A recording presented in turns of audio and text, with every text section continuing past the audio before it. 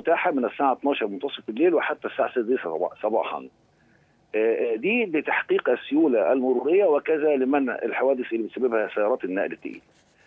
العقوبه اللي موجوده كانت عقوبه من 100 جنيه ل 500 جنيه، غلظت مؤخرا الى من 500 جنيه الى 2000 جنيه. وفي حاله العود خلال 6 شهور بتضاعف العقوبه. نعم. طيب سيد، والحمد لله عملنا حملات مكثفه على المحاور زي ما حضرتك قلت في ال4 مناطق المحاور اللي حضرتك قلت عليها، بالاضافه الى جميع مطالع الكباري ومناطق. طب حضرتك ممكن تعيد علينا تاني التوقيت او الاماكن البديله مره تانية عشان الناس تبدا تفهم؟ اتفضل يا فندم. حضرتك حظر كامل خلال 24 ساعه على مناطق صلاح سالم مع حدود مديريه امن القاهره مع الجيزه وحتى المطار.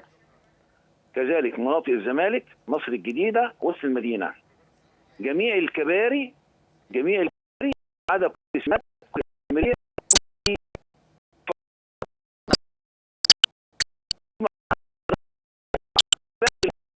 باقي المحاور مسموح من حتى 6 صباحا. شكرا ليك لواء حمدي الحديدي مدير الإدارة العامة القاهرة، شكرا جزيلا لك.